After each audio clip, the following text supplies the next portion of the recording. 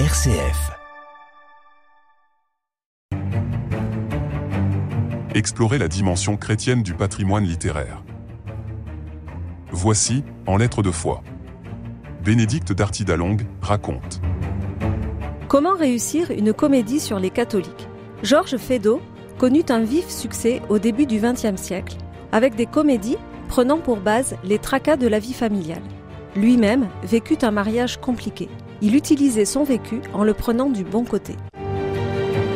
En 1905, il lui vint l'idée d'écrire une pièce sérieuse sur le modèle des comédies légères et populaires à qui il devait sa renommée.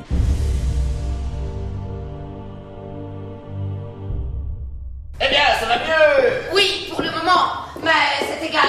Tout cela m'inquiète bien. Heureusement encore que cette indisposition l'a pris à cette heure-ci. Il a pu au moins assister à l'office. Ah oui, ça c'est de la veine. Enfin, qu'est-ce qu'il peut avoir? C'est un solide gaillard, cependant. Je te dis que cet enfant est trop confit en dévotion. Oh! En 1906, il fit jouer Le Bourgeon, qui d'après certaines personnalités de l'époque était sa meilleure pièce. Précisons qu'elle n'a jamais été jugée comme irrévérencieuse à l'égard de l'Église catholique. L'enjeu du Bourgeon est posé dès le début du premier acte. Le jeune Maurice, séminariste, est en proie à de fréquents et mystérieux malaises. Cela devient une affaire de famille et sa mère, assistée de son frère Onfroy et de sa cousine Eugénie, font venir un prêtre et un docteur pour examiner le cas.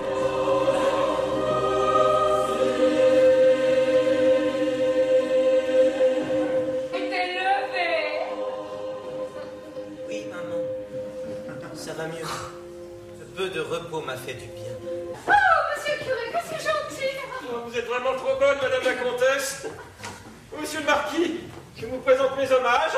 Ah, mon cher père, je vous attendais avec impatience. Voulez-vous bien ne pas bouger, mon cher enfant? Mais pourquoi donc? Je suis solide après. Non, restez assis, je vous en prie. Madame, mes respects. Et surtout, je ne vous dis pas bonjour, hein. C'est déjà fait sur la route? Ah oui, monsieur le curé. Alors quoi donc, mon cher enfant, vous avez encore eu un de ces vilains malaises? Mon cher père, la santé corporelle est peu de choses à côté de la santé spirituelle. Et c'est celle-ci qui me préoccupe. Voilà pourquoi j'ai besoin de votre direction éclairée. Si j'avais été mieux, je me serais rendu à votre confessionnal. Je suis tout à votre dévotion, mon cher enfant. Ces deux hommes, très pragmatiques, concluent que le jeune homme a besoin d'une petite amie. Il s'apprête à faire son service militaire, il n'a encore prononcé aucun vœu. Où serait le mal? Qu'avez-vous donc de si grave à confesser? Oh, mon père, je m'accuse parce que j'ai péché, monstrueusement péché.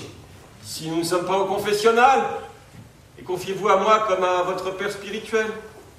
Au lieu de repousser ses avances, d'essayer de la mener au bien, de lui dire les mots qui purifient, je n'avais pas le courage. Que dis-je? J'éprouvais comme une joie de sa présence. Son regard me troublait, sa caresse me retenait. Mon pauvre enfant, Comment expirer un pareil sacrilège? Dieu s'est retiré de moi. non, mon enfant, non! Non, Dieu ne s'est pas retiré de vous! Les personnes présentes se divisent en deux clans, dont les excès sont très comiques. Ceux qui sont d'accord avec l'idée de la petite amie, à savoir le docteur, le prêtre et Onfroy, l'oncle, et ceux qui veulent laisser Maurice vierge de toute expérience amoureuse. Docteur, eh bien, vous avez examiné mon fils? Et comment l'avez-vous trouvé? C'est un garçon qui fait de la neurasthénie. Mon Dieu, c'est grave. En soi, non.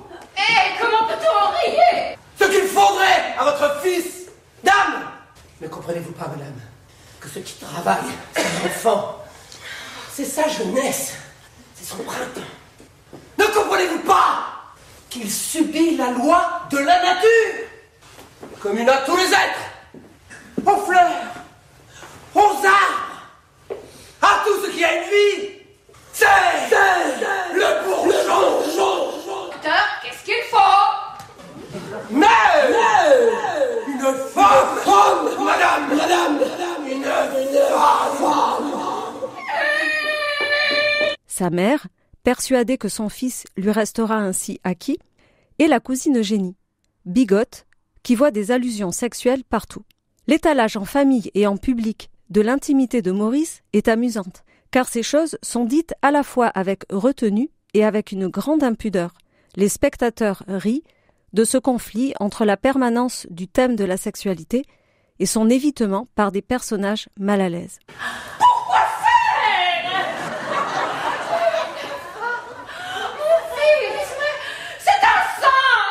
Justement, madame, mais c'est un saint vierge et c'est ce qu'il ne faut pas. Songez, docteur, songez que mon fils a l'intention de se consacrer à Dieu! En fait, la critique proposée par l'auteur ne concerne pas la religion, car ce qui est visé, ce sont les certitudes passionnées, tant pour la mère qui tient son fils que pour la cousine. Cette dernière, aveuglée par une application rigide de certains principes dits religieux, ne se doute pas de ce que le spectateur comprend au bout de quelques minutes, son mari la trompe. Conjugalement étouffé, il prétexte des messes lointaines de, je cite, 10 km à l'aller, 12 au retour parce que ça monte, pour s'éclipser et fréquenter une jeune cocotte.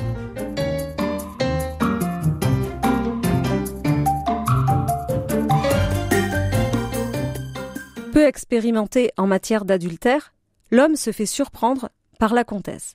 On ignore si Eugénie a eu vent de la faute commise par son mari, mais le fait est qu'à l'acte 3, elle l'oblige à, je cite, « se mettre au bleu », ce qui correspond à un engagement auprès de la Vierge Marie pour qu'elle lui accorde un vœu.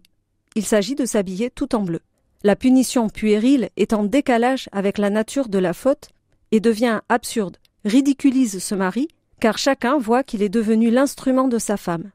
Il est d'ailleurs de plus en plus mis de côté jusqu'à la fin, il s'énerve dans le vide, de façon très comique.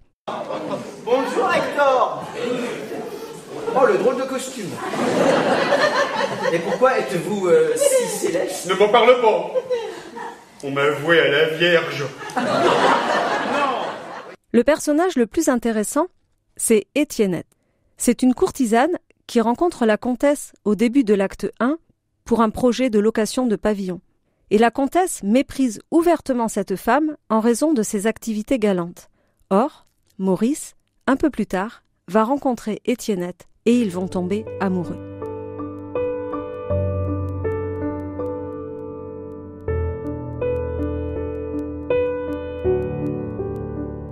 La comtesse, qui approuve désormais le projet de la petite amie, va voir Étiennette pour la supplier d'avoir une relation intime avec Maurice.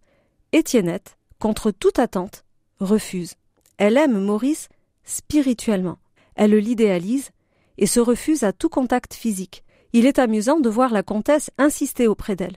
Cependant, une entrevue entre Étiennette et Maurice aura raison de cette retenue et ils deviennent amants. Dans l'acte 3, nous sommes face à un Maurice métamorphosé, amoureux. Il renonce publiquement à devenir prêtre et il est approuvé par tous. Le prêtre, ami de la famille, est heureux qu'il ait compris à temps que sa vocation n'était pas solide et la famille se réjouit car Maurice annonce son mariage. Je renonce à ma carrière sacerdotale. Oh, est-il possible? Oui, il m'a été donné de constater que je n'avais pas en moi les vertus suffisantes. Et puis, enfin, ma mère, je voulais vous parler. Maman, j'ai l'intention de me marier.